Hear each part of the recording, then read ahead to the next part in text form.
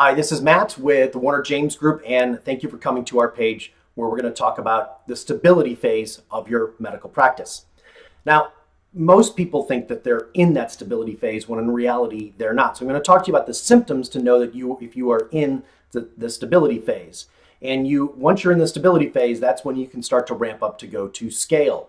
And again, remember, this is all about diagnosing the correct phase that you're in so that we can build a plan for you to grow your practice massively over the next year. We can double your practice in the next 60 days, and we can 4 times your revenues in the next year. How can we say that? Because we've done it so many times in so many different niches of medical practices. Okay, so let's talk about what are the symptoms for you to recognize that you are in that stability phase, because diagnosing the correct phase is all important to build the right prescription to get to a healthier place. Okay, just like in the medical practice.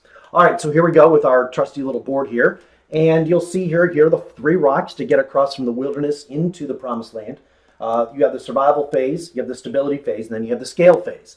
Well, the problem with stability is you bounce back and forth between survival and stability.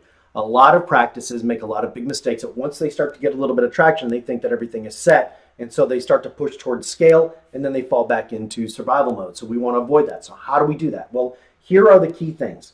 First and foremost, you have to be at least 3 months of operating expenses in the bank, including your salary, okay? There's no point in doing this unless you're getting paid first, right?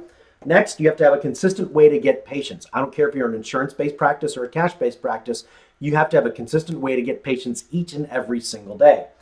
If you are in the insurance space, if you are taking insurance, you want to be able to you have to make sure your reimbursement rate is above $250, not what you're billing to the insurance company, but what you are collecting. And you are ready to add ancillary services. Big mistake that people make is when they're in the survival mode, they start to do what? Add a bunch of different services thinking that's going to make them more money. The problem is your practice then becomes bipolar and nobody knows what they're going to get. And the last 2 things are, next you have to be doing at least $100,000 a month in revenue. That's money in the bank. That's not on the books, that's in the bank.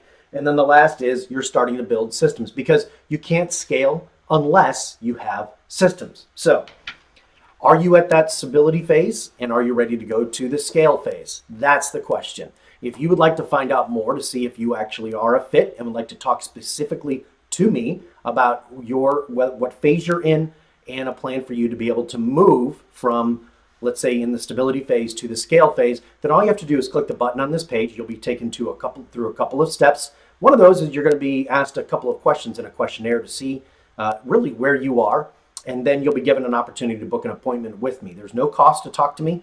Happy to do it, but you've got to go through the steps in order to answer those questions, and we're going to make sure that you are the right fit. So that's it. Have a great day. We look forward to talking to you.